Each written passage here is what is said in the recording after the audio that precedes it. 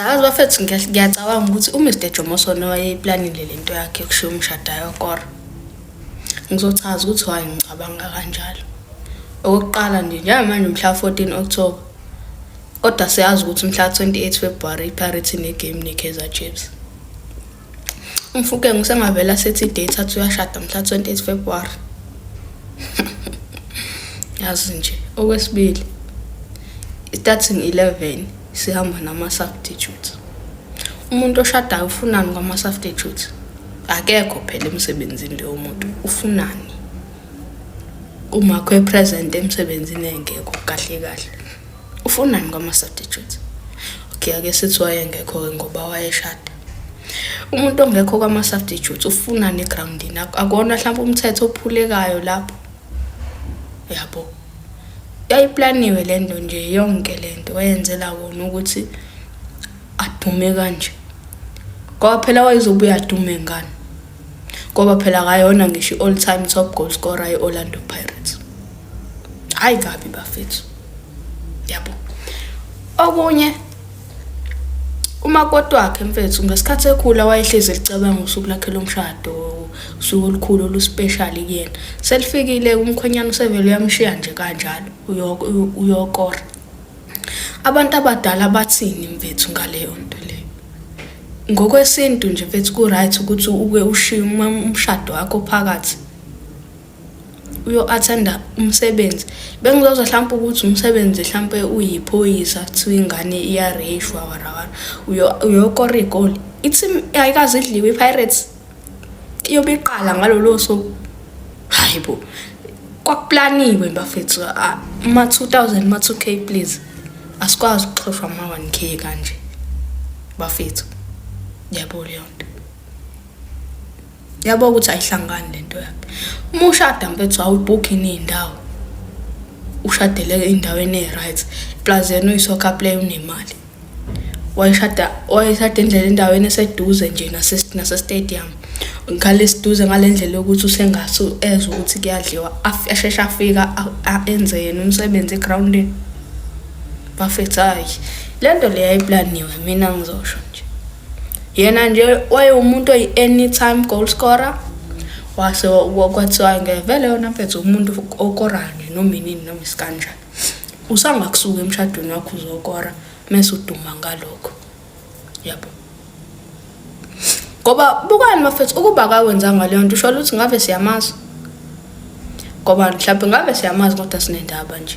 Kodwa manje yena wazama ukwenza into ezohlala egameni lakhe. Kwathi kusuka lapho useyabuya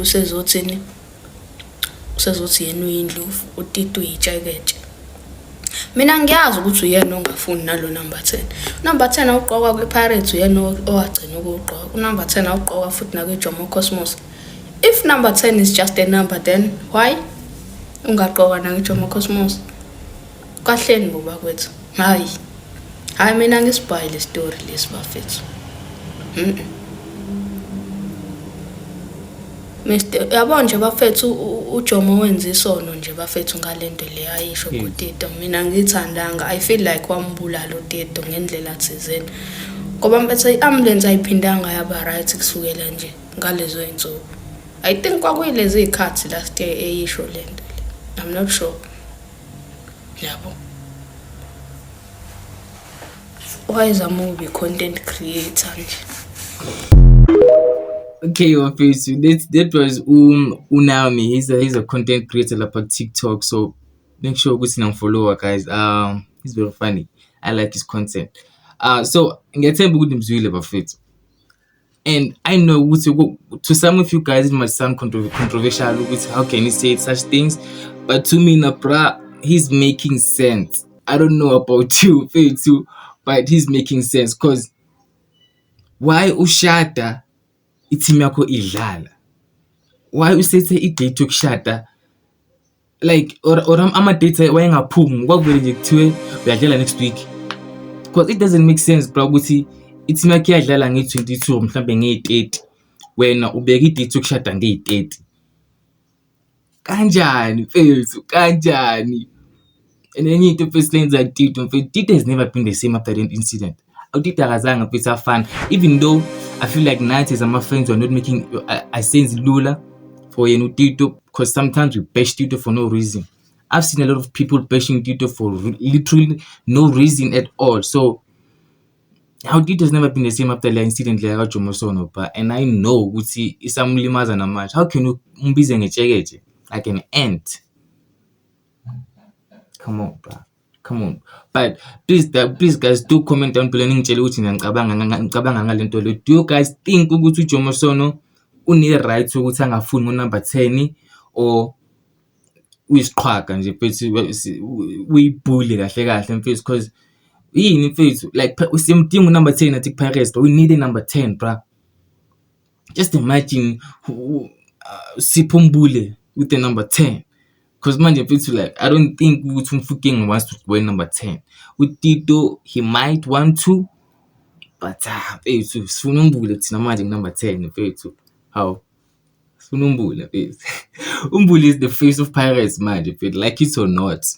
Like it or not. Not just the face of Pirates, he faces South Africa manje. Face South African football.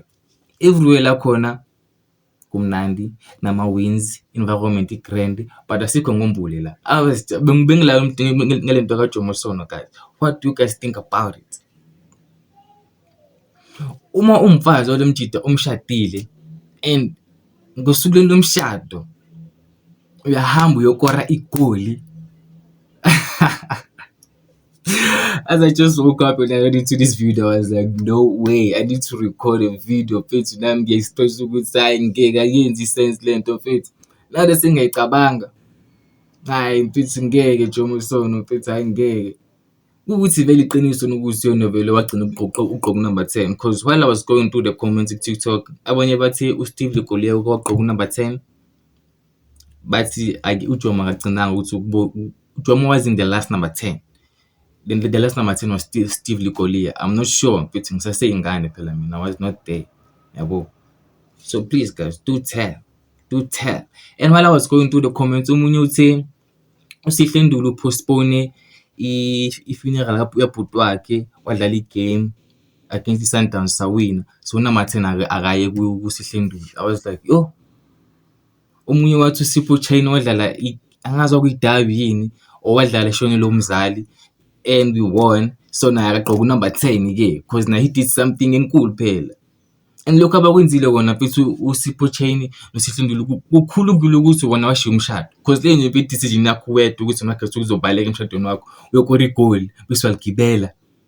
Angeke Jomo mfethu, angeke, ngiyala, yabona mfethu, ngiyala. Hawu mfethu, that's all this time I'm like Jomo the great, that's nami ngize ngiyamsalute, but manje I'm like nah man. Oh, unumber 10 waqoka ngoba wena wabaleka emshadweni wakho.